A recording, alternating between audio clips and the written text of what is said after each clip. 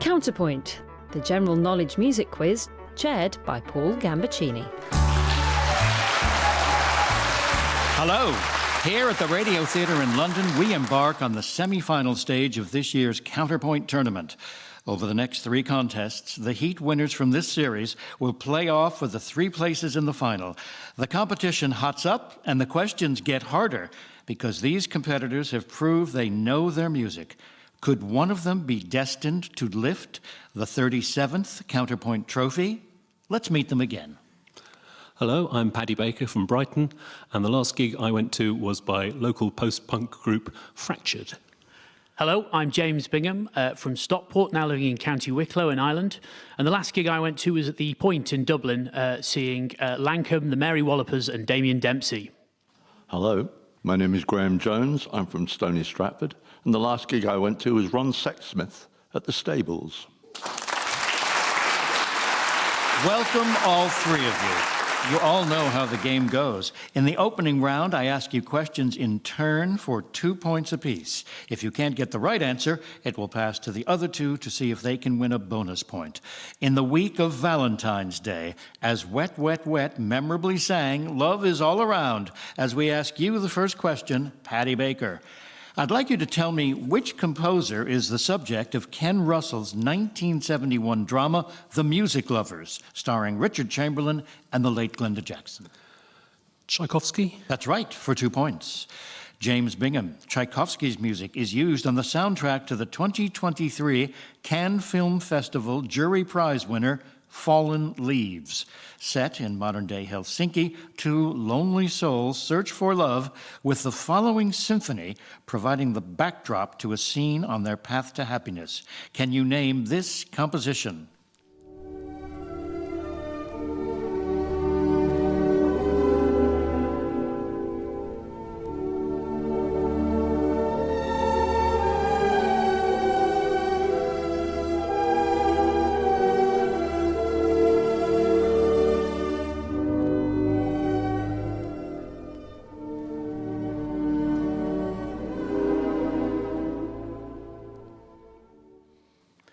Pathétique? That is correct. Graham Jones, along with several other composers, Tchaikovsky was inspired by the tragedy of Romeo and Juliet, writing a fantasy overture premiering in 1870. But which composer's choral symphony, based on Shakespeare's great romantic play, was first performed in Paris 40 years earlier? Bizet? No, I'm sorry. And Paddy Baker says? Berlioz? To pick up the point. Paddy Baker, here's your own question. Staying with French composers, here's something by Debussy from Branford Marsalis's album Romances for Saxophone. Can you identify the work the American musician runs his reed across here?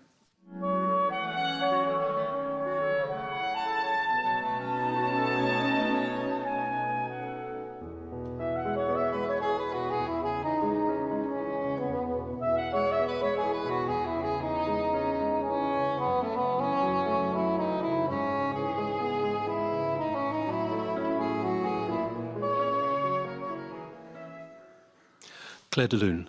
Oh, I'm sorry, it's not Claire de Lune. And James Bingham says? Sweet Bergamask? Oh, I'm sorry, it's not that either. Graham Jones, do you have a Debussy word? No, I haven't got a clue. It was Arabesque number 1. James Bingham. A new production of a work by another French composer was staged at Glyndebourne in 2023.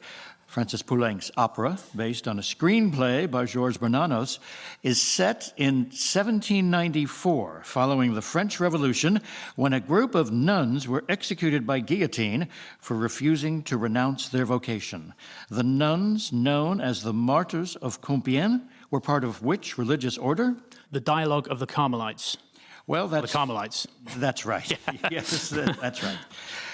Graham Jones, an order of insects inspired this next piece of music. It's a traditional blues song about Anthonymous grandus, a species of highly destructive beetle which migrated to the USA from Mexico in the 1890s and destroyed entire crops of cotton. After you've heard Ma Rainey sing the blues, I'd like you to tell me the insect's more common name. I don't want no man to put no sugar in my tea. I don't want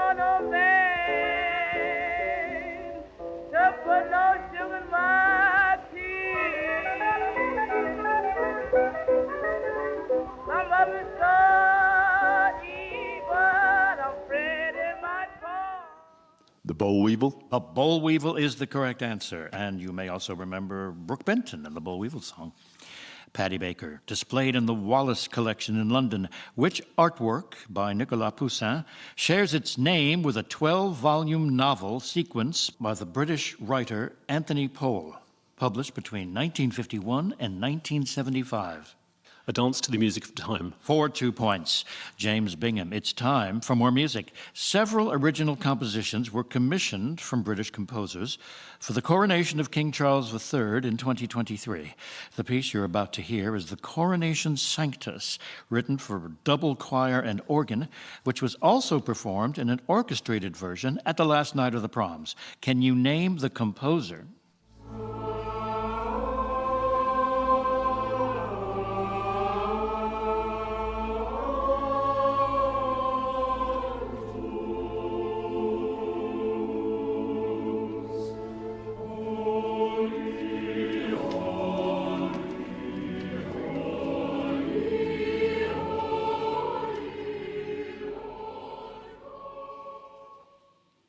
Judith Weir? I'm sorry, it was not Judith Weir. Would anyone like to pick up? And Paddy Baker says, Ian Farrington? no, I'm sorry. Graham Jones, would you like to take a guess? No risk. It was something like Postlethwaite or something around that. Entwistle. Would you like to say another three-syllable surname? It's Roxana Panufnik. All right. I should have known that. Now, Graham Jones, here is your question. From 1911 until 1929, which British artist drew and painted some of the most famous ballet dancers of the day, including Lydia Lapakova, Anna Pavlova, and the dance teacher Enrico Cacciette, regularly painting backstage at several Birmingham Repertory Theatre productions? She was also commissioned to design the costumes for the ballet Les Roses. No, I'm sorry. And does anyone want to take a guess? James Bingham says... Frida Kahlo? Oh, no, it wasn't. Paddy Baker? Gwen John? No, I'm sorry. It was Dame Laura Knight. Paddy Baker. From Laura Knight to Beverly Knight, the British singer marked her 50th birthday in 2023 by performing her biggest ever UK headline tour. Here's her cover of Mama Used to Say, originally a top 10 hit in the early 1980s for which solo artist?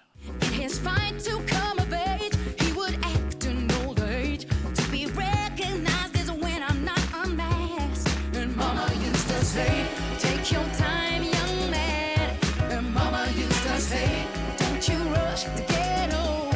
And Mama used to say, take it in your stride. And Mama used to say, live your life, live it.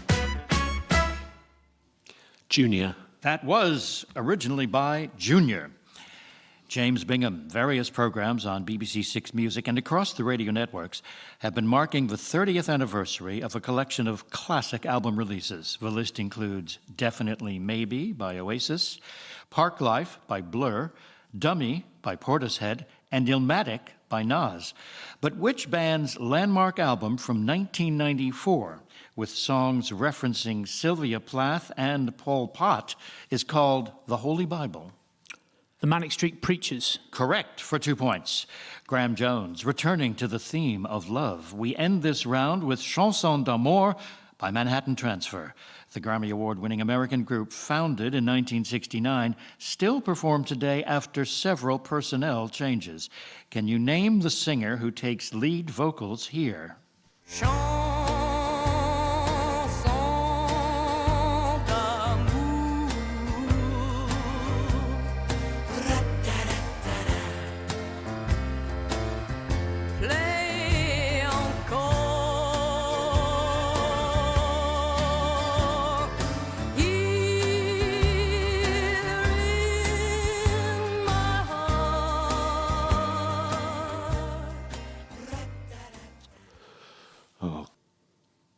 No, I'm sorry if I had it and I've forgotten it. James, do you have a guess?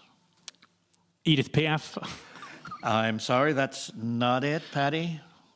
No. It was Janice Siegel. And so, rat-tat-tat-tat-tat, at the end of round one, in third place with 2 points, it's Graham Jones. Lying second with 6 points, it's James Bingham. And in the lead with 7 points, it's Paddy Baker. In round two, our competitors take their turns in the spotlight for individual questions on a musical category or theme from a list which I'm about to give them. This is the first time they've heard this list. They've had no chance to prepare.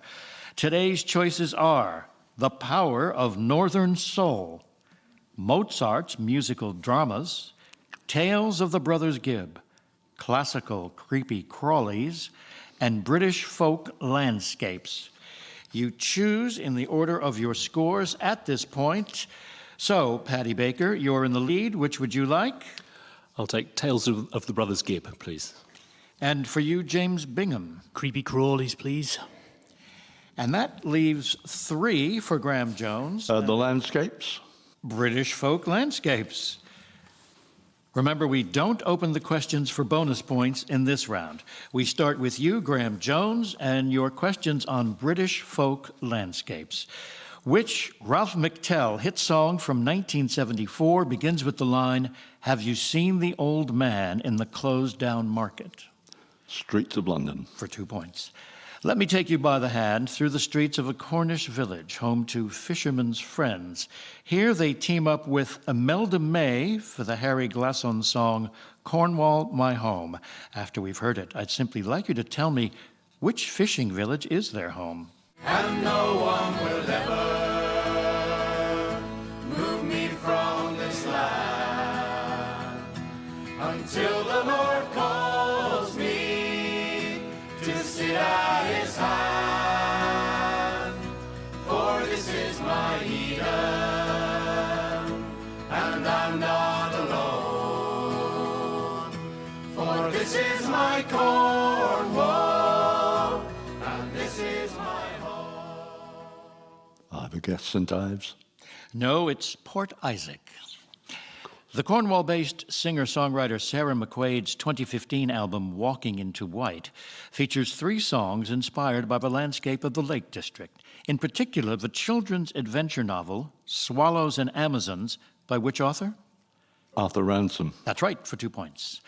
In a recent edition of Mark Radcliffe's Radio 2 Folk Show, 2 of Scotland's leading folk voices performed from a truly remote location, the village of Inverie on the Knoydart Peninsula in Loch Aber. After you've heard Here's a Health to Inverie, I'd like you to name either of them.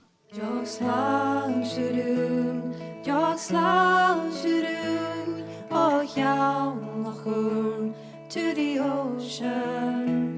Just lounge-a-doo, just lounge-a-doo, just lounge-a-doo, van geliefd. Here's a health to Inverie.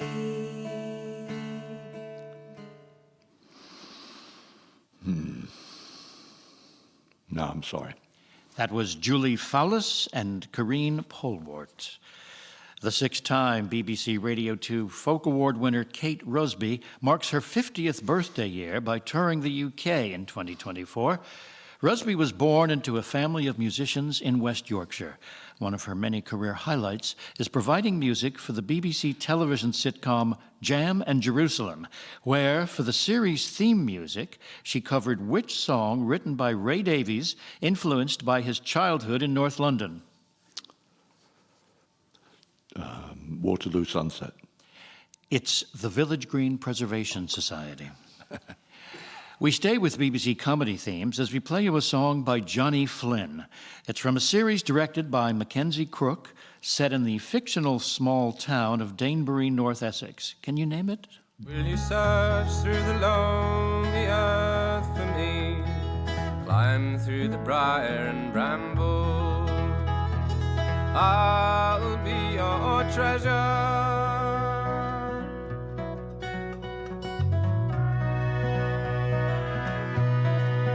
I felt the touch of the kings and the breath of the wind.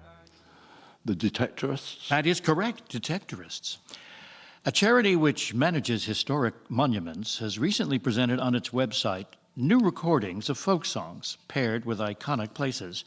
With Bellowhead's John Bowden among the artists, Songs of England weaves together original performances with evocative stories from landmarks such as Dover Castle, Whitby Abbey, Hadrian's Wall, and Stonehenge.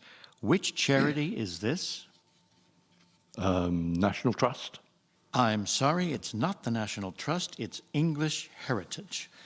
And in that round, Graham, you scored 6 points added to your previous 2 for a total of 8 points.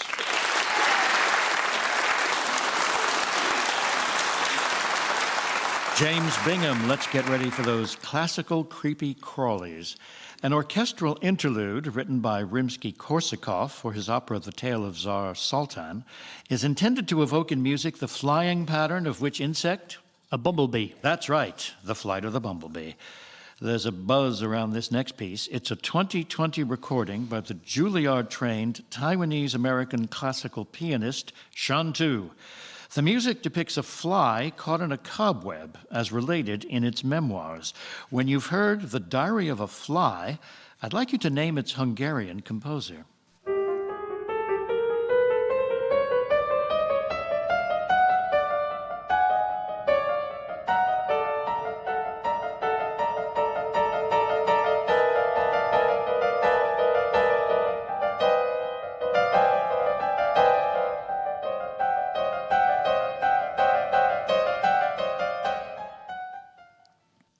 Is that Bela Bartok? It is Bela Bartok for 2 points. Prior to her appointment as Master of the Queen's Music, now, of course, Master of the King's Music, which composer described her 1985 opera The Black Spider as somewhere between a video nasty and an Ealing comedy? Now it's Judith Weir. Now it's Judith Weir for 2 points. In 2021, the British vocal ensemble Stile Antico released the album The Golden Renaissance, celebrating the work of the great Renaissance composer Hoskin de Prey. Here they perform one of its most popular works. Which species of insect is on Antico's antenna?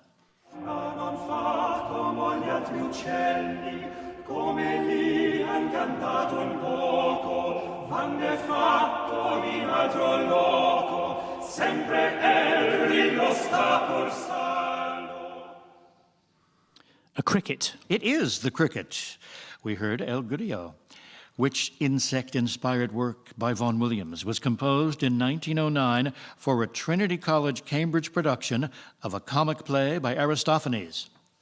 The Wasps. Yes, for 2 points. This next piece of music is for the Beatles, not the Fab Four, but the insects which form the order Coleoptera.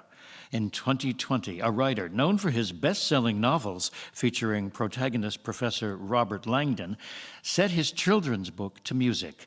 The Wild Symphony includes individual works composed by the author for each of the insects and animals in his story.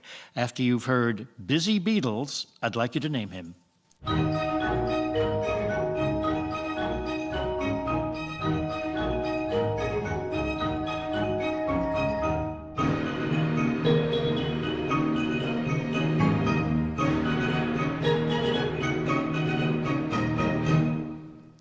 Is it Dan Brown? It is Dan Brown. The clue, of course, was Robert Langdon. Here's your final question on classical creepy crawlies. Works by Mussorgsky and Beethoven have been inspired by a song from Goethe's Faust. Mephistopheles' lyrical tale concerns a king who owned an insect on which he lavished all the riches of his kingdom, dressing it in fine clothes and making it head of state. Which song is this? The Flea. It is the song of The Flea for 2 points. And so, James Bingham, you have scored a perfect round of 14. Added to your previous 6, you now have 20 points. Paddy Baker, here are tales from the Brothers Gibb. The Bee Gees appear on which film soundtrack album cover with John Travolta in disco pose? Saturday Night Fever. For 2 points. The youngest of the Gibb brothers enjoyed solo success in the late 70s and early 80s. When you've heard his American #1, Shadow Dancing, I'd like you to tell me his name.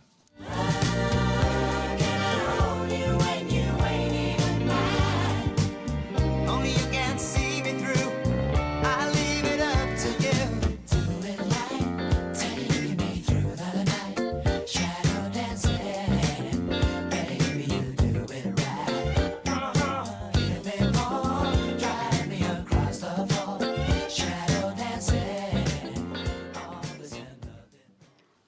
Andy Gibb. That's right. That was Andy Gibb, whom we tragically lost in 1988. Just days after his 30th birthday, he would have become a proper BJ. Born on the Isle of Man to English parents, the Gibb brothers lived in Chorlton and Manchester until the late 1950s. What was the name of the skiffle rock and roll group they formed in 1955? No, sorry, don't know. It was the Rattlesnakes. The Bee Gees first topped the UK charts in 1967 with Massachusetts, but here's their first American number one. A question will follow. How can you mend the broken hearts?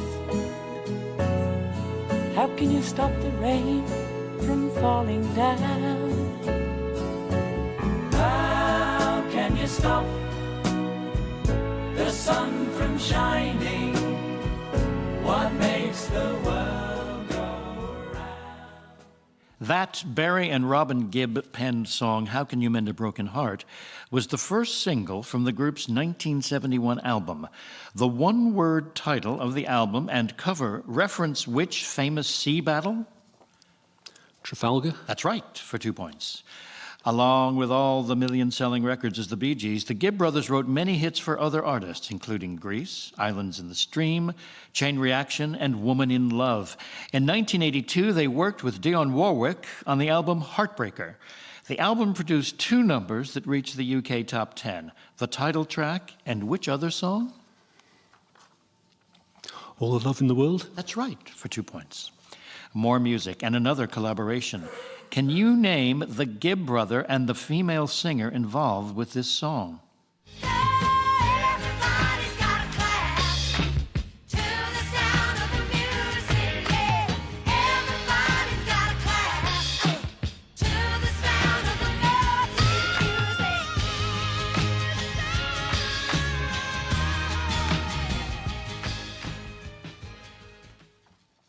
Lulu and Maurice Gibb? That is right. They were married at the time of the release of Everybody's Got to Clap, with Morris co-writing, playing guitar, and providing backing vocals for Lulu. They performed it on Top of the Pops in 1971.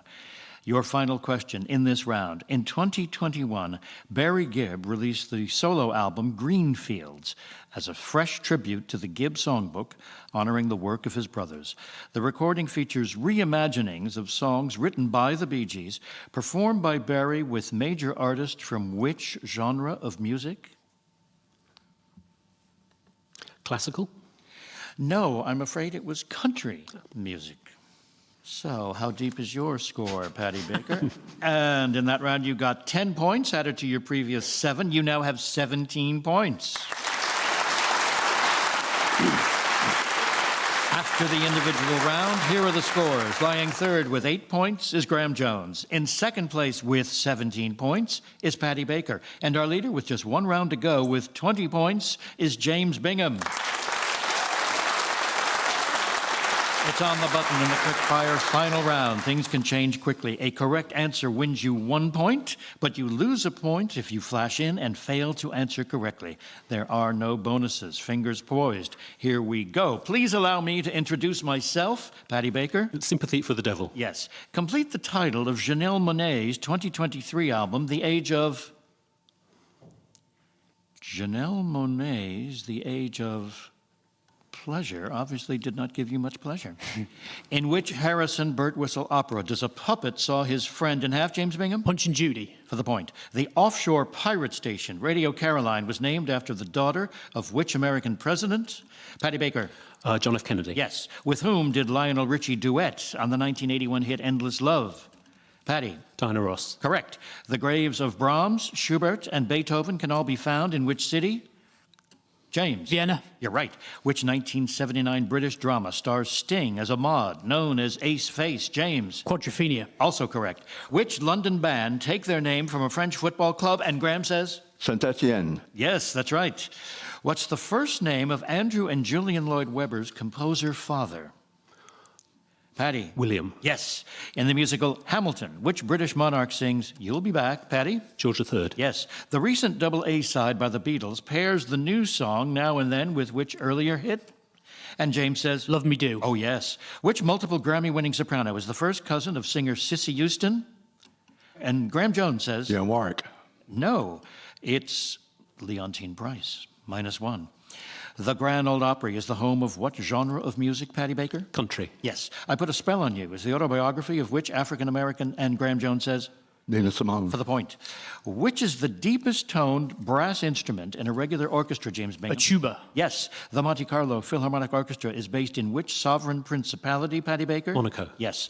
Flowers of the Forest is a folk tune marking which battle of 1513 between England and Scotland? And Graham Jones says, Bannockburn. no, it's Flodden. Which Monty Python song purports to be a celebration of a country that is overlooked when traveling abroad as a poor second to Belgium? Graham Jones. Luxembourg. No, it's Finland, -1. Which saxophonist who died in 2023 co-founded the Jazz and James... Wayne Shorter. Yes. Finally, Monday's blue, Tuesday's gray, and Wednesday too. Thursday, I don't care about you. It's James Bingham. Friday, I'm in love. Correct, by The Cure. And so, in third place with 7 points, it's Graham Jones. In second place with 24 points, it's Paddy Baker. And our winner with 27 points is James Bingham.